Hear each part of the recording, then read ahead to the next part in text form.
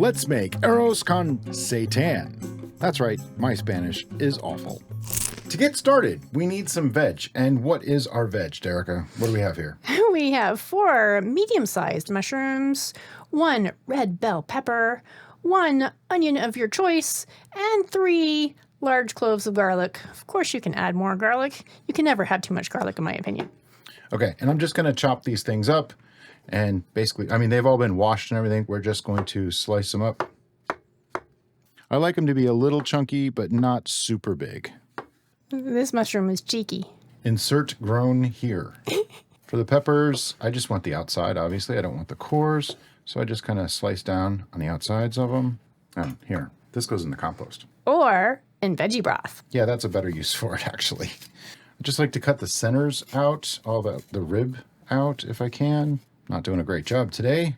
I'm down to only 9 fingers, as you can see. That's a cooking accident. Don't be sloppy with your knife work. All right, now how you cut them up is totally up to you. Some people like long, thin pieces. I actually like chunks for this particular dish, so I'm just gonna go with like 1/2-inch cubes or so. That way they're not much bigger than the mushrooms and they're of a similar shape. That way they all cook roughly the same. So a question that comes up often is, what kind of knife am I using? This is actually a Shun knife. We can put a link to it from Amazon in the description. I love this knife. It is probably my favorite knife. It holds an edge really, really well. I've only sharpened it, I think, twice in 3 years. Onto the onion. I just like to cut the root and the stem part off. And of course, all these pieces go into veggie broth. And you know, the usual, it's an onion. You peel the outside off, all that. That goes into broth too. Now the onion, I'm going to cut similar to the red bell pepper. I'm just going to cut it into large-ish chunks, but not too big. Maybe a little bit smaller than the pepper. For the garlic, there's a lot of ways to go here. You can smash them, but if I smash it, the whole camera's going to shake like that. So I'm not going to smash it today. Instead, I'm going to cut it much like I would an onion. Just lateral cuts that way, and then small dice. By the way, it was cutting garlic that I cut my finger. Do you want a small vessel for the garlic? I would like a small vessel for the garlic. So just a dice on the garlic. Nothing fancy. Okay, our veg is prepped. Set it to the side for a moment and on to seitan. For our seitan, you do need vital wheat gluten. How much do we have? 1 cup. By the way, vital wheat gluten is not the same thing as flour. Somebody had that confused recently. It's actually just the protein, just the gluten removed from regular flour. So it's almost completely protein. 1 teaspoon garlic powder, 1 teaspoon onion powder, and 1 teaspoon chicken seasoning. This is just a consommé that we got. It happens to be fully plant-based. And we want to give this a mix, just to disperse the ingredients evenly throughout. And what's this? That would be water. 1/2 to 3/4 cup water, depending on how much you need. Okay, so this is 3/4 cup, so I'm just going to put in most of it right now and check on our texture. And then just start mixing it through, kind of like making pasta by hand. And you'll see it'll come together. It'll thicken up pretty quick. And I can see already I'm going to need all the water this time. It's always good to have a little bit extra just in case, because once you add too much, you can't take it back. Okay, so I have a solid mass in the middle, but you see all that dry in there still? That's kind of, no, I don't want all that. So I need more water, and I'm just adding a little bit at a time. And for this, I use a metal spoon instead of my rubber or silicone spatulas, because that way I can really scrape the sides down. It just seems to work a lot better for me. We're almost there. I think it needs just a little bit more water. So in the end here, I used almost all of the 3/4 cup of water. I'm getting ready to use the best tools I have available. Well, because today I'm just going to do it one-handed. Get it all off the spoon. No waste. It's like an extra 1/2 bite of seitan there, you know? Okay, and now I'm just going to get my hand in there, and I'm going to make sure I scrape down the sides with the dough, making a nice clean bowl in the end. Less dishes to wash. I'm kidding. You still want to wash this. As a person who washes all the dishes, I really appreciate this step because seitan goop just gets everywhere. Yeah. It clogs up the sponge. It's a mess. So as you can see, it's moist and even on the wet side, but it's not like a dripping wet mass. You want it to hold together really, really well. But there is a little bit of excess moisture, and that's okay. Once you have it to this stage, get it on your cutting board, give it a bit of a knead. It probably doesn't need much. As you can see, it's already one solid mass, but just gives a little extra texture. Just a minute or two is all you really have to do. I'm just all into rhyming today. I don't know why. Okay, now I'm going to break this into 2 pieces so that I can cook it a little bit easier. And then I want to start forming basically like a cutlet, okay? You want it to be fairly thin, but it doesn't have to be super, super thin because we want chunks in our arroz con seitan. Maybe a little over a 1/2 inch thick. I'd actually like it to be just under a 1/2 inch thick if possible. If you let it rest for a minute in between kind of pressing it out like this, it'll actually relax a little bit, and then you can usually stretch it a bit further without tearing or having it bounce right back on you. This is actually a really good all-around seitan recipe too. So you can use this for a lot of things. This isn't made specifically for this dish. The flavors actually come from everything else, but you'll see how those flavors actually do get infused into this seitan as we make it. All right, our seitan cutlets are ready. Now it's time to start cooking. Okay, so we have our cutlets ready to go. We have our cooktop going. Now, if you're gonna do this at home, I suggest using your stove. I have a stainless steel pan that also has a lid. Now, I have my pan on like medium to medium high, and I'm gonna use an ingredient you don't see me use very often, and that is olive oil. I don't use a lot of oil in my cooking, but when I do, I make sure that it adds flavor to the dish. So just a couple of tablespoons, mostly to keep the seitan from sticking. Okay, once that's going, take the cutlets and drop them in. Okay, one big secret to making seitan this way is you want to make sure that you are in fact frying. So I'm going to turn the heat up a little bit more. Now it's almost up to max on this, and I want to be able to press these down. But see how it's sticking to it? I got a little bit going on one side. So if I scoop under them and flip it over, see there's oil on that side. Now it won't stick to the spatula. Sorry if this doesn't make sense, but trust me, it actually does. Now I can press that down in the pan. See, that pressing makes all the difference because seitan, as it cooks, it likes to expand.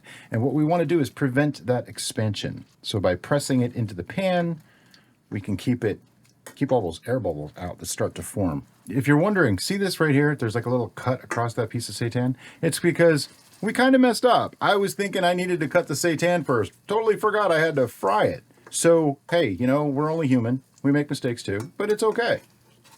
It doesn't hurt anything. We're going to cut it eventually anyway. After a couple minutes, I want to give it a flip though and see how we're doing. Not quite brown enough yet, but I might as well flip the other one too so that they're on the same page and all. That one got a little bit more color than the other one, but now that I flipped them, I want to press again. And I generally, you know, I like to play with my food, so I'm just going to keep pressing it on both sides as it cooks. Generally speaking, about 2 to 5 minutes per side is all you really need. You want like a nice brownish coating on the outside. You hear that? It should be a lot more crispy than that. Okay, it's been a couple of minutes. Let me give it another flip. Now we're talking, that's some color. Okay, so that's about the kind of color we're looking for on these. See, there's a nice crust on the outside. That's what we want. Just want to get that on both sides. But as you can see, they did puff up a little bit no matter what you do. It's just you want to restrict that as much as possible. This first phase of cooking, what it does is it kind of sets the foundation for the seitan, and we're going to actually simmer it right in with the rice and everything in a few minutes, getting all those flavors that I talked about earlier. All right, one more flip. So I'm glad I turned the heat down a little bit. That much color is okay. Beyond that is probably not good. That's called burned. But now I'm going to turn the heat down even more. I'm going to remove these guys from the pan and immediately toss in our veg. It's going to sizzle at you. It's okay. Now I want to use that veg with a utensil to kind of scrape all the fond, which is the stuck bits, off the bottom of that pan. I have my pan turned way down. It's 2 out of 5 right now because I don't want to burn these veg. I just want to kind of soften them a little. If you think your pan is still too hot, a little veggie broth or water will cool it down. You also get a nice steam bath, you know, in case you needed a facial or something. All right, while the vegetables are cooking, let's go back to our seitan. And now is when I'm actually going to cut them. They're not fully cooked yet, but I want to cut them into more or less like a bite-sized chunk. Yeah, try to keep the veggies moving if you can. Helps to have 4 hands working on it. As you can see, I'm just kind of cutting them into maybe 3/4 to 1 inch cubes. You can make whatever kind of shapes you want out of this, though. It's not crucial. Okay, now that our veg has settled down a little bit, let's get our garlic in there. You don't want to put garlic in at the beginning because it'll burn, but by putting it in with everything else, and once the pan's cooled a bit, you can actually, get it to cook properly. See all that stuff at the bottom? I'm just going to kind of scrape around. That adds to the flavor.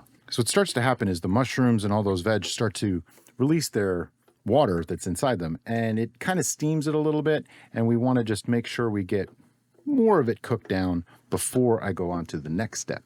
Not looking for a lot of color, but a little color, like see that mushroom there? That's kind of cool. I like that. That adds more flavor. Now I want to add my seitan right back into that pan. And let's just mix this through, break up those pieces that are stuck together, because they will cook together if you leave them. You got to keep them separated. Why did I sort of see that coming? All right, this already, I could just eat it like this right now. This is just awesome. But we're not done. Not even remotely close to being done. Somebody really needs to invent smell-o-vision. Okay, that's looking pretty good. Now I'm going to add to it some water or veggie broth. I think we actually have a mixture of water and veggie broth today, right? We sure do. 3 cups, please. Okay, now I'm going to turn the heat all the way up to high because this is the little cooktop that could sometimes. It takes a while to get things to boiling and all that, so I don't want to make it take too long. All right, so now we're going to add our spices. 1 teaspoon dried oregano, 1 teaspoon ground cumin, 1.5 tablespoons of that chicken seasoning, and some of this stuff. The tagine. This is tagine. It's a seasoning used in a lot of Mexican and Spanish cooking. It's really, really good. I added it to this. It's kind of an optional thing. I mean, here's the thing. There's a million ways to make basically rice and seitan. So this is just the way that I do it. And that's 1.5 tablespoons of the tagine. Okay, so what we are doing now, before we add the rice, is we are getting some of those flavors going. And because the rice doesn't take as long to cook as we might want to simmer our seitan to fully cook, I wanted to give the seitan a little bit of a head start. We forgot something. Oh no, can't forget the fresh cracked black pepper. As stated in many of our videos, we're a peppery people, so there's a good amount of black pepper here. And I'm just going to make sure everything is evenly distributed. Before we add the rice, we're going to give this about 10 minutes to kind of come up to temperature and cook the seitan a little bit more because, as I said, the rice doesn't need as long to cook. So pop on a lid and give it 10 minutes. Okay, if you let it come to a boil like I did, don't do this. See how the seitan puffed up a little bit? We don't really want that to happen. You want to keep it to a bare simmer. So I have the heat turned way, way down. That's what happens when you walk away for a couple minutes, Gotta be careful with this stuff. It'll still be good. It'll just have a little bit lighter texture. Okay, at this point though, now we want to start adding our rice. Today we're using 1 cup of white rice. I have done this with brown rice, and when I do brown rice, I don't put the seitan in first. I just put everything all in together and let it all simmer together. But since we're using white rice, it doesn't take as long to cook. And now I want to leave this uncovered and just let it continue to barely simmer. Something like that. It should look like that. One thing I do while it's cooking though is I do give a good scrape to the bottom every now and then. The rice will sometimes stick, and you really don't want the rice to stick. All right, after it's been cooking for about 10 minutes, you can see a lot of the liquid is gone. It does leave behind a dry pan, but we have more stuff to add. 1 cup frozen peas. Roughly 1/2 cup of olives of your choice. Today, we have chosen smallish sized green olives with the pimento. Now I just want to mix that all through. It's going to heat the peas and let some of the brine from the olives come through. You notice I didn't add salt to this because you really don't need it. The bouillon actually has a significant amount of salt in it. And then, the olives do too. Okay, so it's been probably 15 minutes or so that this has been cooking, and I'm noticing it's a little too dry. I did just take a quick taste of the rice, and it's still got a little bit of crunch to it. So I'm going to add about a half cup of water to it. You may not need that step. If you do, go ahead. If not, just let it keep going. You essentially want all the liquid to be absorbed, but you don't want crunchy rice either. Okay, so 15 more minutes has gone by. As you can see, most of the liquid is gone. The rice is cooked, I checked. And look at the colors in this, and even the seitan has kind of gone back to its normal size. So it wasn't ruined. See, this is things that can happen. If you overcook something, or you have it too high, or you walk away, you know, you can always come back from it. It's okay. It's just cooking. It's not rocket science. But anyway, we have to take some pictures and put this on a plate, and we'll be back to tell you how it tastes. And now, the best part of every cooking video, when we get to eat it. I'm sorry that you don't get to eat this, especially this one, because this is really, really good. We have done this recipe so many times and perfected it. Each time just gets a little bit better. But here we go. I'm getting a piece of seitan and some other stuff in there. I'm getting a mushroom.